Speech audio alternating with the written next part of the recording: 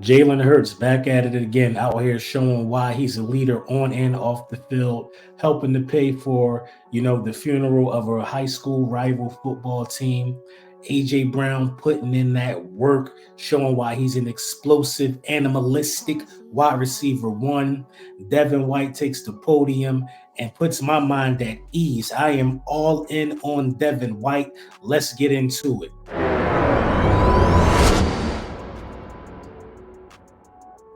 Sir, yes, sir, yes, sir.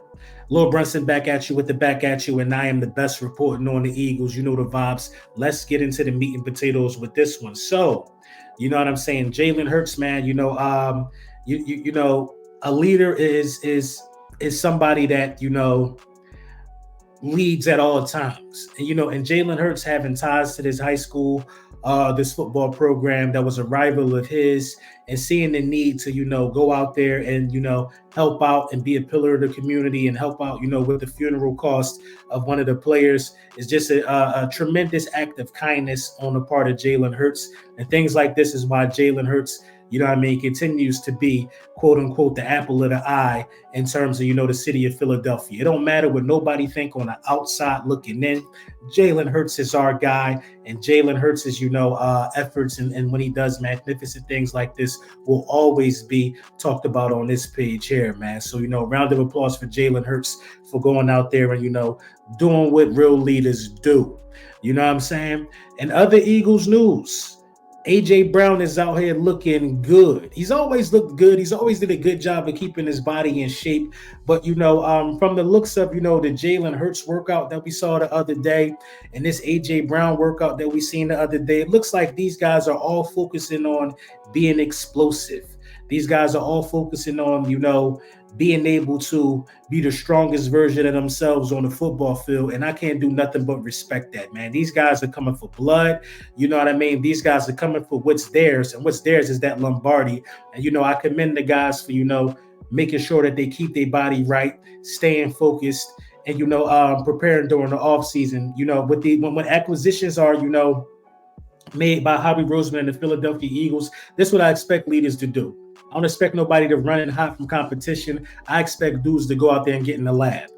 That's the bottom line. I expect dudes to go out there and get in the lab. We might not like, some of the things that AJ Brown had going on media-wise, him having to address the media and things of that nature. But what we do like is him being in the lab. It ain't like he just talking and not backing it up on the football field. That's why players like AJ Brown get a pass when they have something to say. You know what I mean? Because he's in the lab. You know what I mean? It is what it is. He's in the lab. Devin White, man, a guy who I feel like a lot of people are 50-50 on. 26 years old. We know what Devin White brings to the table, but Devin White was saying all the right things in his press conference, if you ask me, man.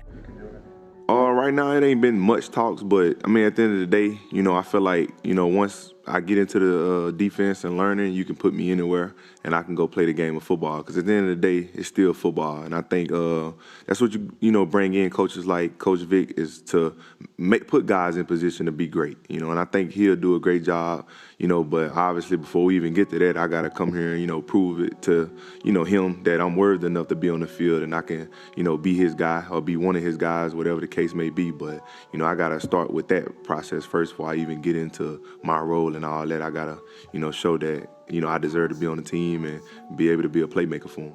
He was talking like a man who is happy to be freed from the shackles of just a toxic work environment. I feel like Devin White is coming here proving that he could play the linebacker position at the level that we expect him to play it. You know what I mean? He even talked about, almost, recruiting Nakobe Dean to LSU. You know what I mean? Now they get their chance to play with one another. I think that this was a fantastic move by the front office, especially if they knew that he had some type of ties to Nakobe Dean. Devin White will bring the best out of Nakobe Dean. We only could pray and hope for that, and we pray that both players are healthy and are able to contribute on the football field. But it makes life easy when you can play with somebody that you have, a personal connection with, i.e., AJ Brown coming over here with Jalen Hurts. Both of those guys have had career years since then. AJ Brown is in his peak playing with Jalen Hurts as his quarterback. So, Devin White is sounding like a guy that wants to be accountable. Devin White is Sounded like a guy who wants to be a leader. You know, he wore that C on his chest over there for a couple years with the Buccaneers.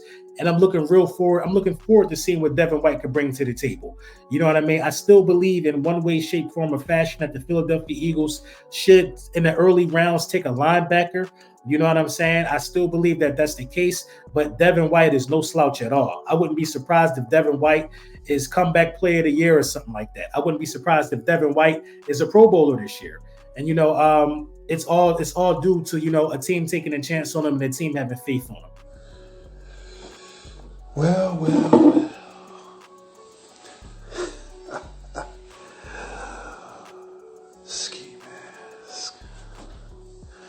Ski mask Holly. You know what? That deserves some good food. Let's cut this lime up and drink to the moves, Howie. To the moves. We're not gonna worry about nobody saying Devin White being washed up, especially when the case and the facts are that he's better than what we had. So I'm happy for it. You know what I mean? I'm happy for Devin White. We're going to see how that materializes and how that pan out. It's been a lot of talk about Hassan Reddick, man. A lot of talk about Hassan Reddick, in the form of, should we pay him? Should we not pay him? Howard Eskins had a real childish tweet, you know what I mean? Talking things like basically a shut up and dribble type of situation. Everybody doesn't make $14.5 million, things of that nature.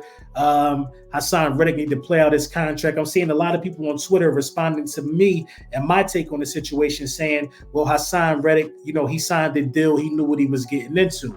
But, inflation happens.